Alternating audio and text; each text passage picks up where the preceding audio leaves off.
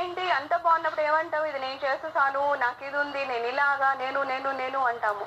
అయితే వాడు ఒక్క క్షణం కనుక వెనక్కి వెళ్ళి నెమ్మదిగా ఆలోచిస్తే నిజంగా మనం చేయగలమా అంటే మనం చేయలేము.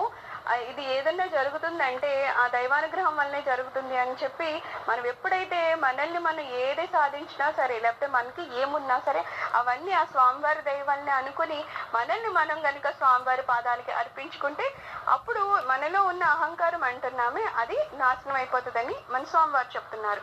మనుషుడు తనకు స్వభావమైనటువంటి ఈ మృత్యు భయం వలనే భగవంతుని ఆశ్రయిస్తాడు. తాను భయపడే చావు రాకముందే ఆ భగవంతుని ఆశ్రయించడం వల్ల తన అహంకారం చచ్చిపోయిందని గ్రహిస్తాడు.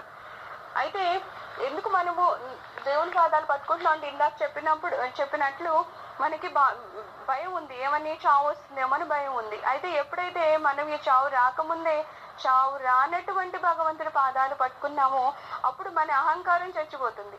ఎందుకు చావు అనేది జ్ఞానం వచ్చిన వాడికి భయం కలిగించదు, మిగిలిన వాళ్ళకి భయం కలిగించినప్పుడు మరి జ్ఞానం వచ్చిన వాడికి కూడా భయం కలిగించాలి కదా. ఎందుకు ఇతనికి భయం కలిగించదు అంటే ఇక్కడ అహంకారాన్ని వాడు కోల్పోతాడు. అహం అనేది అంటే ఏదో నేనే గొప్ప, నేనేదో చేసేసుకుంటున్నా, నా వల్ల ఏదో అవుతుందని ఆ తత్వం ఉందే అది పక్కకు పోతుంది. ఇక్కడ ఏమొస్తుంది, ఏ జరుగుతున్నా స్వామివారి కృప వల్లనే జరుగుతుంది. నేను అనే నా శరీరం ఇవన్నీ దానికి సంబంధం ఏమి లేదు, ఇది వస్తుంది పోతూ ఉంటది. రెండోది ఏంటి, ఏ స్వామిని అయితే నేను కొలుస్తున్నానే ఆయన అంశే నాలో ఆత్మరూపంలో ఉన్నారు. సో నేను ఖచ్చితంగా నిత్య సత్యమై ఉన్నాను. సో కొత్తగా నేను చచ్చిపోవడానికి ఏం లేదు, పుట్టడానికి ఏం లేదు. ఈ జ్ఞానం ఎప్పుడో వచ్చేస్తుందో చావు భయం అనేది మనలో పోతుంది అన్నమాట.